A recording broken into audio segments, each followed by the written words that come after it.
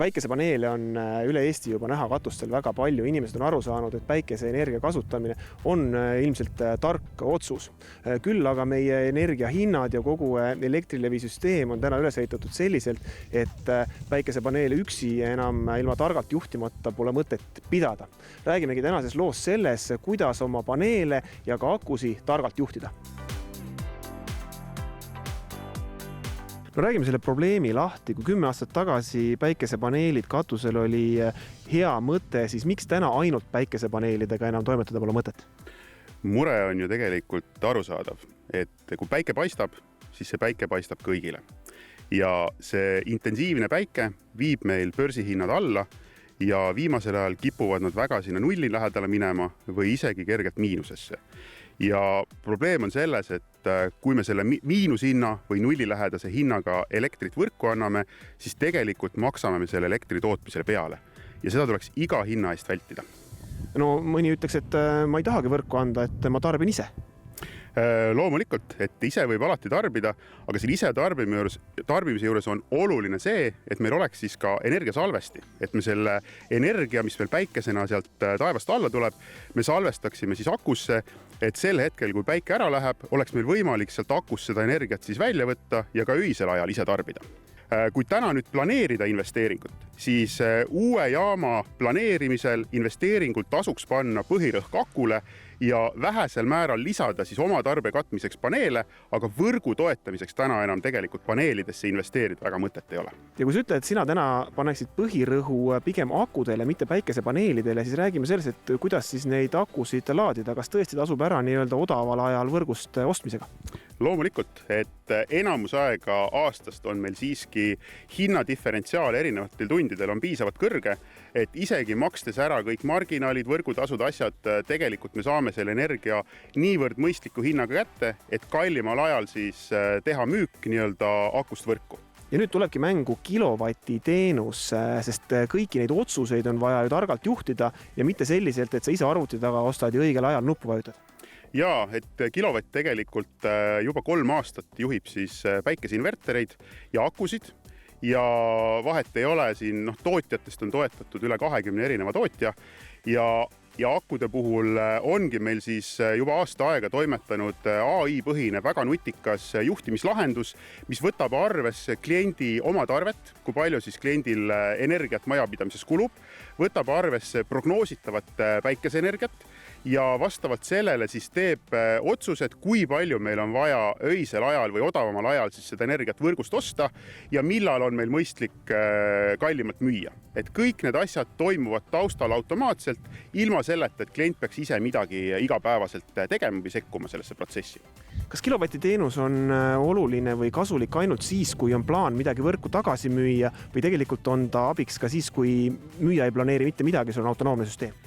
Kindlasti on oluline kasutada nutikat juhtimist, et ka sellise jaama puhul, kes midagi ei müü, sellepärast, et nagu ma juba ütlesin, kilovati kontroller ja AI-süsteem kontrollibki maja oma tarvet, kontrollib päikese prognoosi ja võrgust laetakse ainult siis, kui on tegelikult energiavajadus suurem, kui on planeeritud jaama tootmine siis järgneval päeval.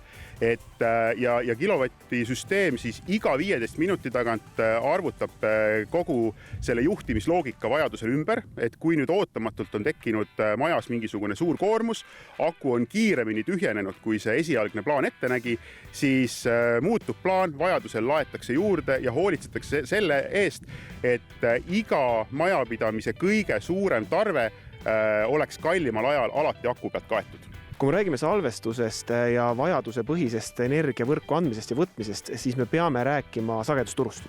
Ja loomulikult kilovatt on juba 2023. aastast sagedusturul ja pakub siis akuklientidele seni sagedusturu teenust ja sagedusturu teenus on siis tegelikult Eleringi hallatav lahendus ja Eleringi kõige suurem ülesanne on hoolitseda selle eest, et meil võrgu sagedus oleks täpselt 50 hertsi. Ei 52 ega 48, vaid 50,0 on see, mille suunas me püüdleme ja kui nüüd Eleringil on liiga palju energiat võrgus, siis hakkab sagedus üles minema. kui Eleringil on energiat vähe võrgus, hakkab sagedus alla minema ja Elering pakub siis sellist lahendust sagedusturuna, et me saame kliendi akud viia sagedusturule ja kasutada kliendi akusid energiasalvestina. Ehk siis, kui Eleringil on elektrit üle, saab ta selle energia salvestada kliendi akusse. Kui Eleringil on elektrit puudu, saab ta selle sealt akust tagasi võtta. Ja igal ajahetkel on siis see energiasalvestina aku kasutamine on siis tasustatud ja tasustatud on ta alati kõrgema hinnaga kui börsihind. Kui ma võtan näiteks oma enda koduse jaama, siis jaanuarikuus minu kodune jaam ostis, või ütleme siis minu kodune liitumine, ostis kokku energiat 500 eurost ja sagedusturult sain ma kokku vist oli 397 eurot tulu. Lisaks sain tulu siis energiat võrku tagasi müües, nii et ma jäin jaanuarikuus oma 500 euros elektriarvega, jäin tegelikult 50 euroga miinusesse. Et kõik sellised asjad aitavad tegelikult kliendil seda energiatasakaalu parandada ja aitavad ka selle aku investeeringu tasuvusele siis märkimisväärselt kaasa. Ja selle kõigega me aitame ju suuresti kaasa Eesti energiajulgeolekule. Jaa, loomulikult, et mida rohkem on meil energiasalvesteid, siis seda vähem mõjutavad meid erinevad rikked. On need siis Estlingi purunemised, on meil lõunanaabrite pool mingisugused jaamarikked, et oluline on omada salvestit ja ideaalis võiks see salvesti olla kodus. Mina arvan, et enda isiklik väike elektrijaam on tänapäeva elektrihindade juures igati hea mõte. Mina olen ka selle teekonna jalge alla võtnud, kes mu sotsiaalmeediat on jälginud, see teab, et akud on mul juba paigas, päikesepaneelideni jõuan. Muide, seda kogu süsteemi juhib selline pisikes väike nutikas kontroller, mis siis kilovati otsuseid langetab. Kes on rohkem asjast huvitatud, siis minge vaadake kilovatt.eu/nurgakivi ja seal on teile ka väike eripakkumine.